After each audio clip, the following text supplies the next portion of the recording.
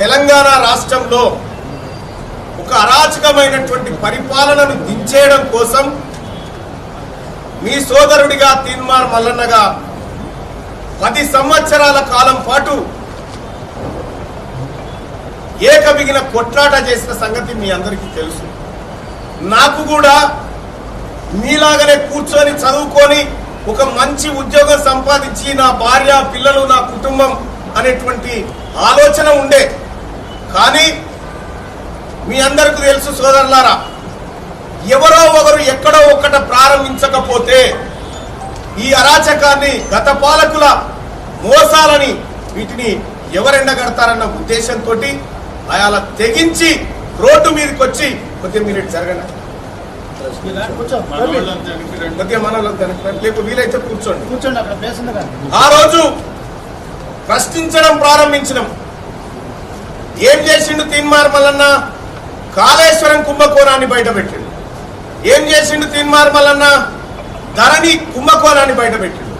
పూరికాళ్ల ప్రక్షాళన కుంభకోణాలు బయటపెట్టిండు. అనేకమైనటువంటి అక్రమాలను, స్కామ్లను బయటపెట్టిండు తీన్మార్ మల్లన్న. ఈ పరంపరలో అనేకమైనటువంటి దాడులు, కేసులు. నా ఆఫీస్ కూడా ఇట్లుంటుండే. నా తన కూడా పనిచేసేటువంటి పిల్లలు మాక్సిమం తల్లిదండ్రులు లేని ఆడపిల్లల్ని చూస్ చేసుకుని వాళ్ళకి ట్రైనింగ్ ఇచ్చి వాళ్ళకి పెళ్లిళ్ళు చేసి పంపించేటువంటి ఒక గొప్ప కార్యాలయం లెక్క నా ఆఫీస్ ఉండేది. ఇలాంటి ఆఫీస్ మీద 4-5 సార్లు దాడులు చేసి, విధ్వంసం చేసి, హత్యాయత్నానికి ప్రయత్నించింది గతంలో ఉన్నటువంటి టీఆర్ఎస్ పార్టీ.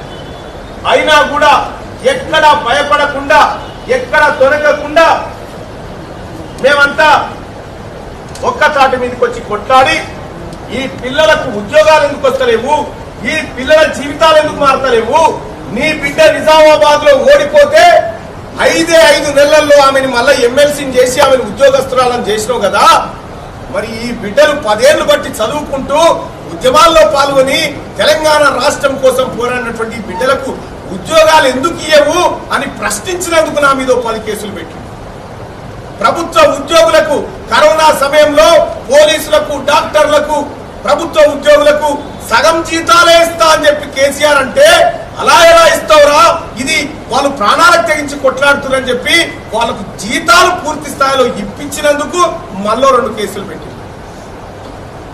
విద్యా వైద్యం గురించి అడిగినందుకు కేసులు, సౌకర్యాలు పెంచమన్నందుకు కేసులు. ఈ రకంగా దాదాపు 70 కేసులు నా పైన పెడితే ఇప్పుడు 56 అయినాయి. సోదరి మనులారా, ఇందులో ఏ ఒక్క కేసు కూడా తీన్మార్ మల్లన్న ఇంటి పంచాయతీ కాదు. ఏ ఒక్కటి కూడా తీన్మార్ మల్లన్న వ్యక్తిగతం కోసం జరిగినటువంటి పంచాయతీలు కావు. మీ అందరికీ తెలుసు కేటీ రామారావు ఏ రకంగా వ్యవహరిస్తా ఉండడం మీ అందరు చూస్తూనే ఉన్నారు. నిన్న ఇటీవల కాలంలో మాట్లాడుతూ ఆయన,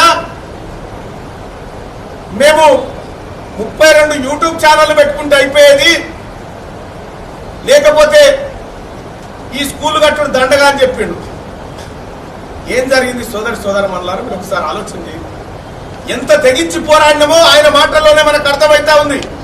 ఇవాళ చాలా మంది మాట్లాడుతూ ఉన్నారు, కేసీఆర్ ఇట్లా చేసిండట, ఏం చేసిండా?